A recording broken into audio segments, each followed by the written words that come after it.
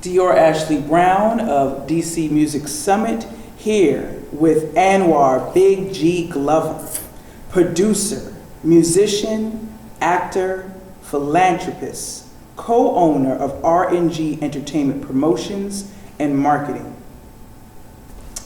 Anwar, you embrace the slash. Thank you for everything you've done in this community. You have inspired me greatly. I mean, I've been listening to your music since high school. What's up? Thank you so and much. Seeing you and the sounds you were doing then were amazing, but then to see you evolve to shows like The Corner and more is just like incredible, and you being from the city that we all love. Yeah.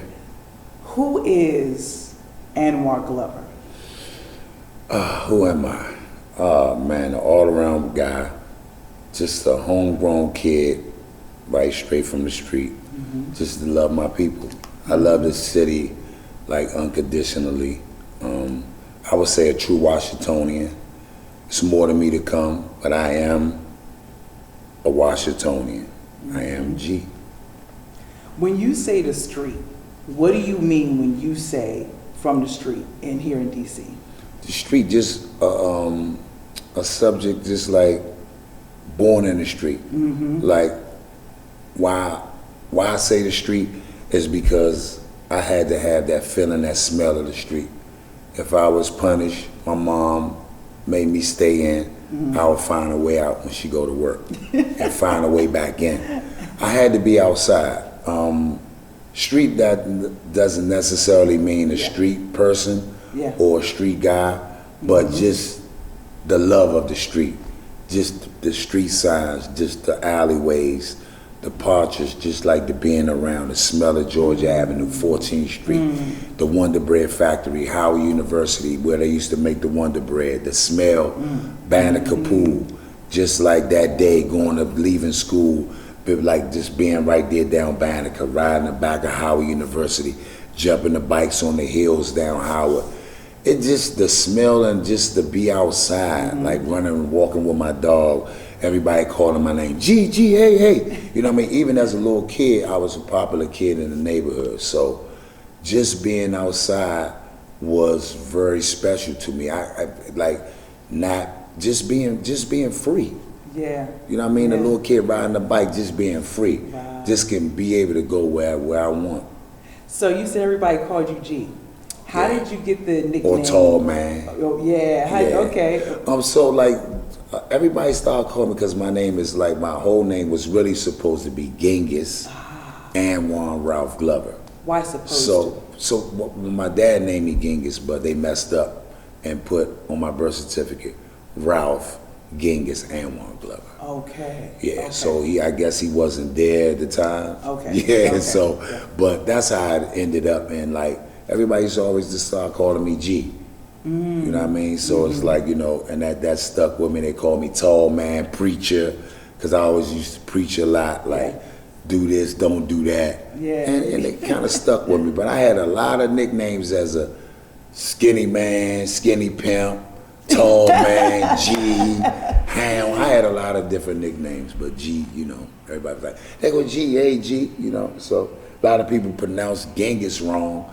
Genghis was named after Genghis Khan, strong warrior, Chinese warrior. I don't know why my dad named me that. But, that's amazing, though. But a lot of people were saying Genghis, Grimace. So, you know, it was just a lot of different, so, you know, it was easier to say G, I guess. Yeah, that's awesome.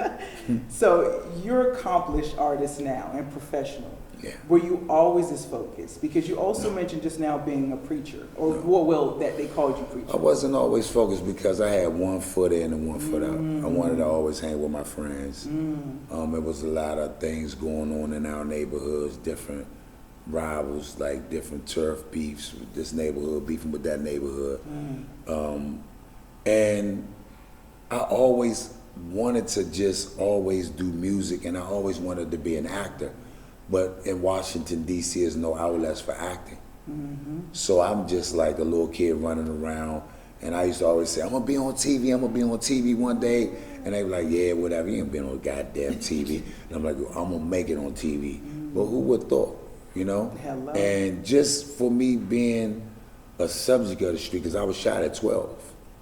Oh, wow. You know what I mean? I was shot at 12 years old, and I still got that picture. I think I threw that picture up on the gram, and I had my hospital band on from Children's Hospital. And I was like, who would thought the kid that got shot at 12 would make it this far? Where were you shot? You know what I mean? I was shot on Park Road. Oh, wow. Yeah, I was a little and kid. physically shot. in your body? Where? Yeah, my leg. Oh, wow. Yeah, So you shot survived in that my leg. at 12. Yep, at Yeah. 12, yep. Shot at 12, and it kind of continued. You know what I mean? Like, when I got shot, it was like, okay, I'm still living. This tough little dude right here. So I'm like, okay, in the neighborhood, you come out as drugs right there. They hustling in front of my building, things of that nature. You see people being shot. You see the cars out there, the music, the big boxes out there. And in my neighborhood, they used to, on 14th Street, they used to play, like on Saturdays, all the go-go bands used to play right there across from Woolworth and Loafer. Yeah. But it was, now it's Best Buy, right on 14th Street, right there, whole thing. Riggs Bank is now PNC. It used to be a CVS on the corner. It was People's Drugstore back then. But it's like, it's that whole little, quarter of 14th and Irving, King and Park Road is gentrified now. It's all beautiful. The theater, they kept the theater right there by the John. They kept all a bunch of stuff and like kind of rebuilt it over. I really actually love the neighborhood how it is now. And it's better, you know what I mean? It's more diverse, there's more people coming in. But that was like kind of tore down back then. You know what I mean? It wasn't that much like the big fields and stuff like that. But the music and all of that was always there. But it was like a sense of like, do I want to do this to get the fast money? Or do I want to be in the band? Or do I want to be in a marching band? Because I played French horn and I played mellophone once I got to high school. But I played French horn. Oh, you played two instruments? Yeah, I played French horn in junior high, Lincoln Junior High, and I played mellophone at Cardozo. Were you good? Yeah. Wow. Yeah, I was pretty good. But like, it was like at some point, and I also sung in the male ensemble. So it was that point where it was like, oh, that's soft. You soft if you in the band. You soft if you want to, because I danced and everything. I did in elementary. We went all the way to the top. We did putting on their Ritz with the top hats and all that. I was in the dance group and everything. So I had a lot of people like, oh, he's soft because he doing that, you know what I mean? And I also boxed. So we get the rumbling and stuff like that. So it was a bunch with it, you know what I mean? But it comes with the territory. And then in my household, my bigger brother, he was a drug dealer. You know what I mean? My sister, she was into what she was into. And it was just me. And then my little brother eventually came along. And, it carried on to me, like, have to pick and choose. What do I really want to do? Wow. But my music, like, pretty saved my life, though. So what turned your head to pivot in the creative direction? Because you were already kind of in it in high school, but what pivoted? It was just different people, man. Like Mr. Gibson, Deuce at the Barney Neighborhood House. It was different people used to talk to me. My Uncle Butch, like, man, you could do more. And I just kept getting in trouble. I kept getting shot. And then like I remember my cousin Lucky at the family reunion was like, why do you keep getting shot, man? What's wrong? Like, you got to change something. I just kept getting shot, man. I've been shot 13 times. So I was like, man, I got to really change something. But I always wanted to be in television and all that. So Flex, DJ Flex, WPGC, he came to me, he was like, yo, the last time I got shot, he was like, look, you have a voice, man. A lot of people following you. Let me get you in let me get you on the radio. I was like, man, I ain't on the radio. He was like, listen, you won't get on the radio, bro. So I was like, Flex. Now, after that, I started bugging him. He brought me up there. He was like, I'm going to give you a job. Wow. So he was like, you got to be on time, and you got to learn this. You got to learn radio. So I never forget, when Tupac was shot, he threw me in. He was like, 5'4". I'm like, Flex was up. He was like, you get ready to go up live. You got to read on this paper what had just happened to Tupac. I was like, are you serious? He was like, 3, 2, 1, you live. I was like, yeah, this big G right here. So he threw me in the fire. And after that, he was like, see, what was your feeling? I was like, I had butterflies. I was nervous. I had goosebumps. Yeah. But once I got it over with, then it flowed. Yeah. All right, and when the ratings came out, Flex was like, man, you know what happened? We beat our competition out. He was like, you got a lot of people listening. So you need to figure out what you want to do next. And I was like, what you mean? He was like, I'm talking about your own show. And I was like, you ain't gonna give me my own show. He was like, you can have a Sunday night show. You put go-go under it. You talk about what's going on in the city. You come up with your own topics. You produce your own show. I was like, it ain't April, so I know you ain't April fooling me. He was like, no, you're gonna have your own show. We're gonna produce it, we're gonna get it together. And I think that's what really changed my life when Flex gave me that job on PGC. Wow. And because people, like my friends were getting shot, people was dying, rest in peace shirts, and I was in a safe place. I was going to work. I was like, okay, I gotta learn more radio. He was like, you gotta, like, cause I kept on saying, yeah, man. Yeah, man. He was like, that's your clutch word. You got to get rid of that man. Stop saying that man all day. Stop saying that man. So he taught me a lot. I mean, I told him he saved my life. He was like, no, you saved your own life. But I always talked to Flex and like, he'd just call and check up on me. And after that, I like moved on. I went on to KYS, went back to PGC. Back to KYS, and then I grew, and I had the longest running radio show with the #1 rating. My show never lost on KYS. Wow. Yeah, I was 13 years in running. Yeah. And my ratings used to beat like the whole Sunday slot.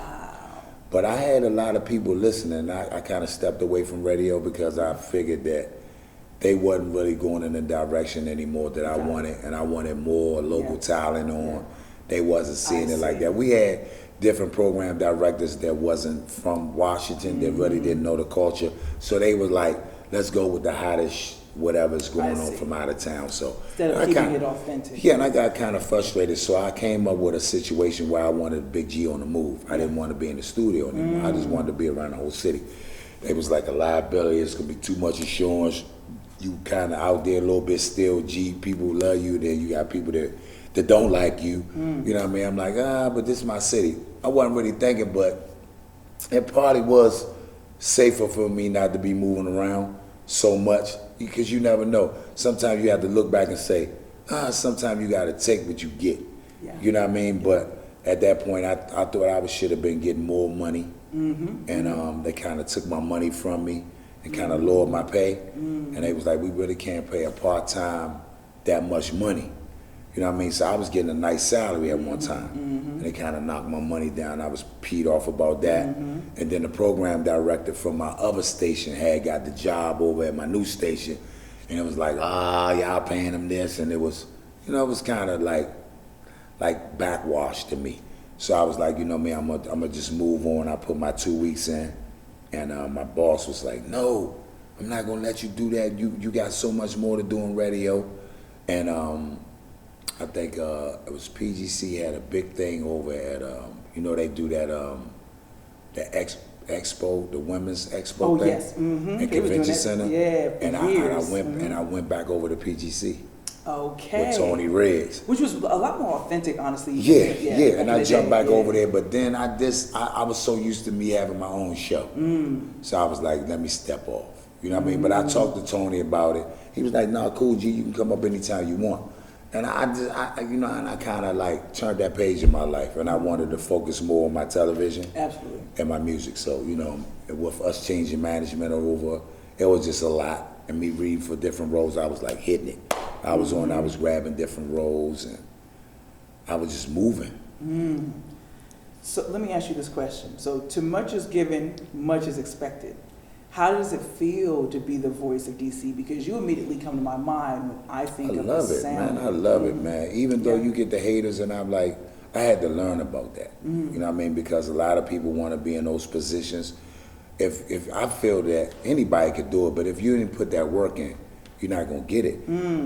Things are different now where you have the internet and people come up on the internet and really think it's overnight.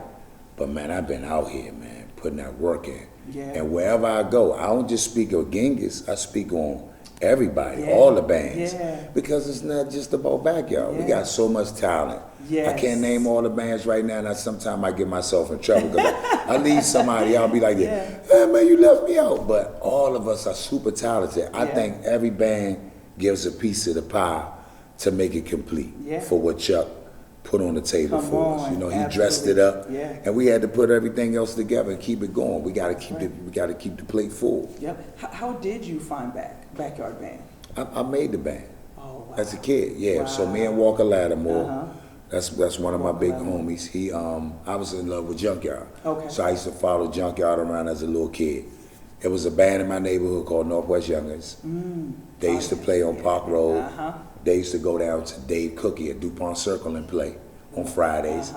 After Northwest Youngers finished playing, I ride my bike down to 19th and M and see Junkyard. Then go to Flippers on 14th Street, the arcade. Sneak back in the house if I don't get my ass whooped. Then do it all over again. Yeah, yeah. But you know, that's where the Backyard name comes from, Junkyard. So we followed behind them, Yeah. and we just kept going. You know what I mean? After Walker Lattimore, it was Gwen, Yeah. and then after Gwen, it was Terrence Cooper, and then after Terrence Cooper, it was Sean Fuller. Wow. So what keeps you inspired? Is it, you know, what keeps you Man, inspired? like it's like just knowing those talks I had with Chuck, those talks I had with Lil Benny, with Gogo Mickey still to this day, and like I have different people that just text me out of the blue, like Andre Royal. He played Bubbles on The Wire. Very inspirational guy to me. He had just, when I was feeling like trash the other day. He sent me this text and I got up. And I got all the way up. Because I was feeling super down. And I was like, damn, Andre just sent me this text. I know I gotta get up. I gotta get up. And we don't talk all the time, but he'll send me those texts and be like this, man, you better get your ass up. You know what I mean? And you need that. That's right. And that inspires me, and like my whole family is pretty much, I'm the last Glover left. You know what I mean? So it's like, you know, I still got other siblings, but their last name is not Glover. But it's like my mom, my brother, my sister, my other brother, my son, they gone. So it's like, I look for that strength. That's right. You know what I mean? And my mom, she used to be like this, my little chocolate boy, you got way more to do. Come on. So I say, I gotta go. I gotta get up. You know what I mean? So that's why I get the strength from it, then the strength from my band. Yeah. You know what I mean? Because when I'm going through it, we go through it as a band. Who don't go through it? You know what I mean? But they like, man, come on, you gotta keep going, bro. Yeah. You gotta keep on pushing. Yeah. So it's really important for you to be authentic. And I even see that in your work. Can you explain why that is so important for you, authenticity? Because it's like you stand out. Yeah. They can hear you and say that's G. Yeah. You know what I mean? Like, on. if Yeah. you doing something else somebody else is doing, it's not gonna go. And we had that talk many times about music, and when we do cover songs, we do other people's songs, we make it ours.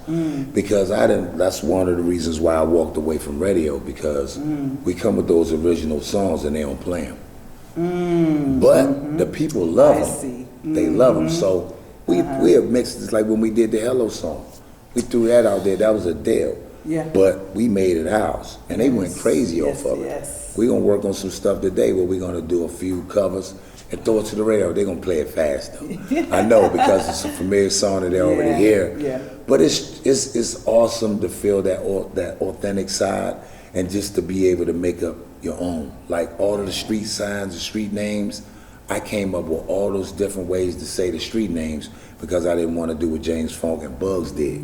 So I come up with those different ones, and then those younger bands, they follow me and they say, gee, well, you did it that way, I'm gonna do it that. And they do it, and I think it's a form of like respect. Yeah. You know what I mean? They love me and I love them back. Yeah. But it's just like, even with my fellow actors, they say, man, you turn that switch on and off, man. You did that and you did that. So I just try to study a lot. Yeah. And it's like when I get that role, I just try to turn into that character. Yeah. Versus me being G, just sitting around kicking it or laughing, being goofy, because I'm a goofy son with a gun. You just gotta be around me enough to see it. Yeah. You know, yeah. So earlier you spoke about you spoke about the radio station cutting your pay and your salary. I felt that you must have known your value because you didn't like how they did that. Could you explain how important it is to know your value? Sometimes you have to walk away from big situations, because I still got people today say they want to hear me back on the radio because they want to hear a homegrown voice that can relate to the city. Yeah. Knowing what's going on in the city, knowing what I've been through, knowing what they go through. Because I uplifted a lot of people on Sundays, you know what I mean? Mm-hmm. So it's like, sometimes you have to walk away from something to show that you got more pot of gold on the other side. Yeah. So I walked away from it, and I think I would have grown more, because right after that, I think the big guy got dismissed, and it was somebody else that came in. I see. And they was like, come on back, but I wasn't ready, you know, at the time. So now I talk to Flex. Now I think if I do come back, I think I'll be able to master me a bigger salary. But to all of the young artists out there now, just don't settle. Sometimes you gotta walk away. Even with those different jobs, I know it's hard sometimes that you have to pay those bills and things like that. But if you have a good household, a parent, or might be a single parent taking care of you, your mom might just be that sole survivor, that person that looks out for you. Sometimes you can't settle just for the small. You have to go and just see what's on the other side sometimes. And G, I agree with you. One should not settle, but what does also one have to do to make sure that they can get their value? You have to pay attention. Mm-hmm. You have to, once you get it, you have to act like it's your last.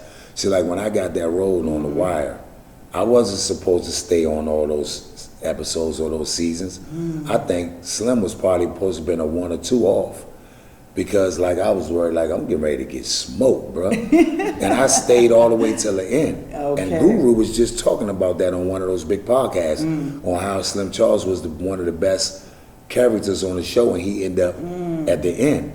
Because I got on there, I remember one morning, I studied for a whole day. And I got there and they came and said, hey, Anwan, we got to switch the script. Yeah. I was like, what did you just say? Wow. They was like, hey, you got a little time to learn these lines. Yeah. I got in there and I came out smoking. And they was like, Anwan, ready. Wow. So you never know when your chance is going to come. You got to be prepared. So like when I get these roles, I don't answer the phone. They be like, you don't answer the phone? I cuss the phone off. And I use a technique, and I tell all of the young actors, when you have lines, you get your phone. Y'all love them phones. Yeah. Get that phone and run every line you have to do. You put it on your phone and your voice and your facial expressions. Then you put another one with just the voice, and you put it in your ears. Wow. And you listen. You don't watch no television. You get your meal and you listen to it. So when you finish with your study partner, you go to sleep. With it in your ears. In your ears. You wake up with it. Bam, brush your teeth. It's in your ears. And you won't have no problem with. I told my mom I'll never have a producer or a director say, hey, what, you good, Anwan? Hey, throw me my line. I'll never do that. I done seen the biggest of actors say, throw me my line. Throw you your line. All that money they paying your ass and you talking about throw you your line? I'll never do that. That's somebody's job though, but yeah, I got you. Yeah, but the most money they make, I'm not telling nobody, hey, throw me my line. Nah, man. So I watched it and then like on set, I very seldom stay in my trailer. I always want to be on set to learn the background and everything. Wow. You gotta take that moment. And they see that hunger. A lot of them, and that's why I think Dave Simon, George Pelicanos, Nina Nova. That's why I think they continuously call me, because they know I'm a deliver. You know what I mean? Absolutely. I've been on every show that they did. It's about delivering. Yes, I've been on every show they did. The Wire. I've been on Treme. I've been on The Deuce. I've been on every show they did. Wow. And I had a nice significant role. So Treme only had like 4 episodes, but Dallas flew me to Louisiana. I stayed at the Art Hotel. It was beautiful, like per diem money. That life is good when you working. Wow. But when your feet get cold, you can't get discouraged. Okay. When you don't get that role, you can't get discouraged. Keep going. You gotta keep going. Never give up, man. So I have a couple more questions. That's cool. Earlier you said, when you were out here trying to find jobs for acting, you said there were no outlets for it. Would you agree that DC needs more sustainable industry for the arts, for music, And could you expound on that thought? 100%. We have all of the talent in the world. If you make it here in Washington, D.C., you can make it anywhere. Come on. Okay, you had all of these different They used to say that about New York. these big producers, Chucky Thompson, Rich Harris, all these guys come out of D.C., they go, they leave, they come back. All these big actors, Silver Spring, D.C., Northern Virginia. You got all these different places where you know it's D.C. Oh, I ain't from the DMV, I'm from D.C. All right, I'm from D.C., born and raised. But I love the DMV. I love my Maryland people, I love my VA people. That's right. So it's a hub. That's I'm right. glad they made that DMV situation because it's good. But I say, man, you got to keep on going, man. And it's like, this city, we make the money here. Yeah. We make the law here. Yeah. Why can't we have this big place where we have Broadway shows? Things are coming now. They bringing stuff back since COVID. I think Hamilton is at Kennedy Center now. You should make smaller venues as well. Music, like we need a big music hub. The music scene here now that's coming up. I'm so proud of my city as far as hip hop now, because we had all these hip hop artists that was getting kind of shadowed by the go-go because they didn't really hear it. Yeah. But I think the internet has really uplifted a lot of the artists where they can showcase their stuff. Absolutely. And it's super dope. I think we talked about that on the panel at Duke, where the kids are like, hey, but we love go-go.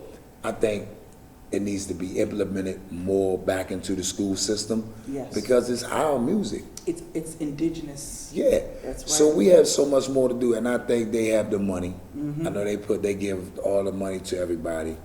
I done seen them give money. I don't want to really say names. I done seen them give money to way different organizations than they can build so much more here. We have central casting here. Yep. That could be way bigger, but I think more people really need to know. We have Colin Davidson casting and Falls Church.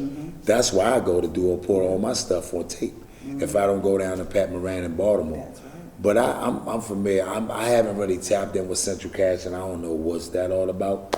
But you know, it is what it is. But it's way more that we really need to do as far as our young people. And it's older people. Like, there's no statute of limitation on acting. Yeah. You can be who you are. You can be old, middle-aged, young, kids to infants. You know what I mean? It's always a role for somebody in acting because the camera roll can keep rolling on until they say cut. You know what I mean? But it's way more that I think we can do. But Miss Gates at 202 Creates at the Film Moment, Miss Angie Gates, she's a phenomenal lady. Yeah. She has a bright eye. She's a street lady first. When I say for the street lady, she come from the street, but she's a professional lady. Yes, And she knows what's going on, and she loves the city. You couldn't tell if she wasn't from here. She wouldn't tell she's from New Orleans, not unless she really tell you. But she loves this city, and I think she's doing a great job. And we just need a little bit more help to raise it and build it. And I think we need to engage the youth a little bit more, because a lot of kids really don't know that space is there for them. Yeah. Just like they was doing some stuff at UDC, and then they had a program at Channel 9, but they had it only for Ward 8 kids, rich kids. Where they were learning the camera behind the scenes at Channel 9. And I was like, damn, how about taking that to Southeast? That program. Yeah. I was like, how about taking that uptown? Yep. 14th Street, George Avenue, That's right. and all these kids. And you know what I mean? I was talking to, I wanted a program one time where I wanted to get all of the single moms in the hood to get the kids to be ballerinas and learn how to get on Broadway, how to even if they didn't want to go, just show them. You never know what they wanted to learn. Yeah. You know what I mean? You gotta like open that door. Yeah. Because they don't know what's behind it. That's why I always say, put me in front of that door, I'm going to make it behind there, and I'll see y'all later. Just you ain't even got to open it. Just show me which door it is, you know? And I'll go take advantage. Yeah, That's 100%. Right. So when Something in the Water Festival was here, man. Pusha T was speaking a lot more. I noticed him on even Made in the D social media, and then I saw him at an event in Maquetto where he was speaking about the DMV needing to come together, and you just spoke on that. Yeah. Can you just your thoughts? I actually was with Pusha on, we did a big thing with Spotify. Okay. And Lennox. Yeah. Yeah, with Damo. he nailed it because I think we need to get together more with the DMV, and I think that's why I was saying about DC. Yeah. They keep saying, man, I ain't Maryland, I ain't Virginia, but look at Atlanta. You got all those different sides of Atlanta, south side of Atlanta, northwest side of Atlanta, southeast side, southwest side. If we all get together, that don't mean we got to eat dinner together all the time. Right. Just to break that bread, to make that music, to show these music execs, to show these companies, hey, we got that movement right here. I've been pushing for it forever, even while they was first trying. Came up with a slogan, my city coming up, jump. They had us in the Vibe magazine. Wow. We took pictures at, behind Republic Gardens in the alley, down from Ben's Chili Bowl. And we were pushing it. And a couple of them made it. You know what I mean? This was before Shy Glizzy came up. Yeah. This city is lit with artists. Lit. Man, I'm Yes. talking about these females off Yes. the chain, man. They can sing their Yeah. tails off. Yeah. They got the look, the culture, Yeah. everything. They have everything. So, man, I think it's coming. Yeah. It's coming, and they already moving. People getting deals. Look at the kid that just had that shooting out there in Virginia. Yeah. He was already signed. Already. And he was like, man, you know, I'm sorry I let y'all down. Yeah. And that's why I say a lot of times they moved them artists out of town. Yeah. Because you still got a hater. They was provoking that kid, man. Yeah. You know what I mean? I don't know what behind the scenes or what really happened with it, but I saw that. You know what I mean? I'm thinking he's shopping and coming up, whoa, whoa. Yeah. And you know, a lot of people carry weapons now That's because right. that's To the way of the law protect now, you know. Yeah. But it's just sad, man, that we got to keep going through that. And I just think the next level is just to get together. Get together. Like if we don't get together, it's gonna crash, man. Yeah. Like me and Pusha T, we talked about that. I talked about that with Pharrell.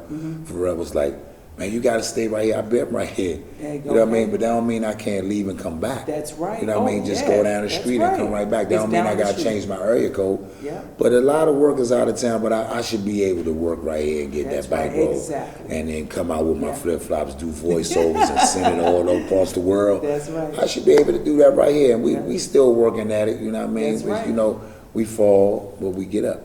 How do you feel about being the keynote for the 5th annual DC Music Summit? It's beautiful, man. I think they need to see my side. You know what I mean? Me Yeah. coming in with not a suit and tie on. Me coming in with a hoodie and some Yeah. jeans, some cut up jeans and a pair of dunks or something. Or Yeah. pair of New Yeah. Balance, the Yeah. DC way, hat to the back. Like, what's up? I'm one of y'all. You know what I That's mean? right. Just to know where I've been, what I've been through, Yeah. and like to let them know, hey, y'all can do this too. You know what I mean? Just don't procrastinate about it. If you really hungry about it, go get it. Keep knocking at the door. You know what I mean? These parties and stuff, you got to network and try to get in. Even if you're standing outside for the whole remainder of the party. Look at Nelly. They stood outside many parties until they got that one CD heard. Yeah. Then it was a rap after that. Yeah. There was some little kids from St. Louis. You know what I mean? Even though he was the one that kind of kept going on the forefront, but the rest of the group was able to make money. Not probably what they really wanted, but if you keep on going to start companies and venture off to do real estate or putting that $50,000 to do some property or buying something and flipping it back over, Multiple like with incomes. like with my guy Chameleon here. He's a tech giant. He's ton of money. He stepped away from the rap, but he's moving on another level, and he really didn't speak on the other stuff that he was doing because he was like he wanted to make it concrete.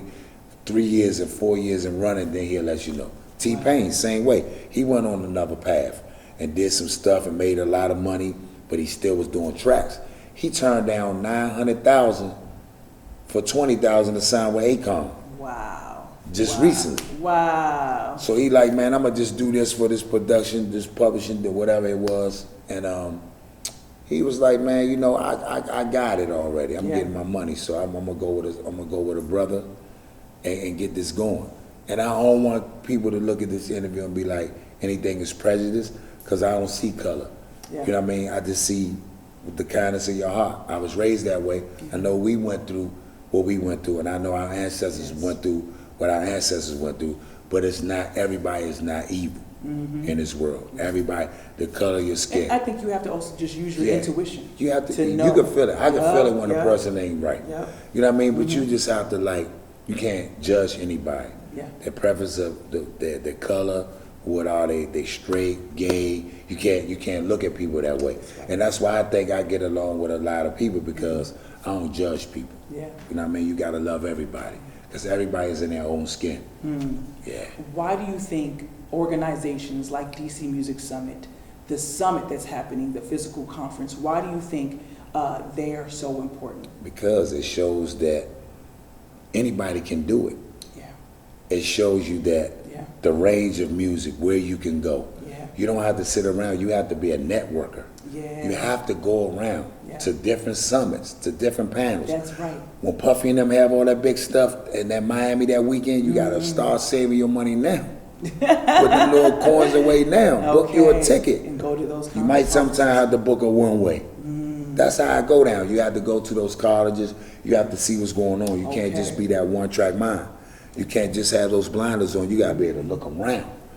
These summits are what we need more of. Yes. Because absolutely. it's more people with different ideas. You got to listen to that sister, listen to that brother, listen to that wisdom, listen to that wisdom. You got to just listen. Yeah. Everything ain't going to be good all the time, but you got to absorb it. You got to be a sponge. Yeah. You have to get in the room and absorb. That's why a lot of times I observe so much and I just listen. And they say, T, what you thinking? I'm saying, I'm just soaking up all this information because I just need it.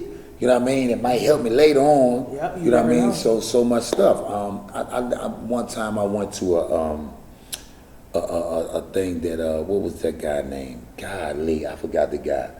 When it was 2007, I met Sidney Poitier at the NAACP Awards. So he was backstage. Everybody wanted to meet Oprah. I said, I just want to see Sidney Poitier. I want to see Sidney Poitier. And then there was a guy, man, he told me, the guy Zeus that played on Friday. Oh, yeah. Mm-hmm. So we went to this guy, I forget, I'm so mad that I forget this guy's name, but I went to two of his little summits. It was just about what and what not to do in Hollywood. And I think that saved my life. Wow. And when I talked to Wesley Snipes that time, and he was just telling me, what, man, don't drink nothing, don't take nothing if it's not, the seal is not sealed, and you know what I mean, be careful of this and be careful. And I was like, damn, they don't teach you that. You know what I mean? So I just like, they was like, Anwan, why you so quiet? I was like, I'm just learning. You know what I mean? I went to Sundance. I was quiet. I went into all those different theaters. I watched all them different overseas movies. And I was like, damn, I could go over there and kill for a while. You know what I mean? So I'm just like learning different stuff. You know what I mean? I learned I met a family in Vancouver. You know what I mean? I worked with them for a while. But I think I was like a little bit out of space with that because I was so far away. But they was getting me some good auditions. And I stayed with them for a couple of years, but I branched off, you know? But it's so much that we can learn from going to those summits, and those summits being here in Washington, D.C., where the VA and Murder could come over. That's man, we need more of this because it's an exciting time. That's right. You know what I mean? And it's a breath of fresh air. Yes. They can see what's going on. Like, damn, I didn't know that. Like, these kids are curious on what's going on. They need to know. You know what I mean? Because, like, don't block my little city out. Yeah. You know what I mean? I'm tired of them blocking us. Like, just keep talking about Atlanta and LA. Man, we got it, bro. We got, what about us? We got it. And a lot of times I notice they don't like us because we make the law here. Yeah. President and all that. I say, it ain't about the White House. We got so much more to show. That's right. You know what I mean? So, you know, a lot of the politicians aren't from here anyway. Yeah. They just migrate here from their jobs. You know what I mean? So, you know, a lot of people don't know the culture, nothing. So, 100%. I am so honored to be here today, sitting with you. I appreciate you. Thank you. Thank you. Are there any closing remarks? Anything you want to share? Oh man, I just want to share to all of my youth in the DMV area, man. Just keep your eyes on the prize. If you are a singer, you make beats, you in a band, whatever you do it well. Or like Chuck Brown say, don't do it at all. Come on. This has been an interview with Anwan Big G Glover, producer, musician, actor, philanthropist, co-owner of R&G Entertainment, Promotions and Marketing. Peace and love, y'all. I'll see y'all soon, right? Yes, very soon. Yes.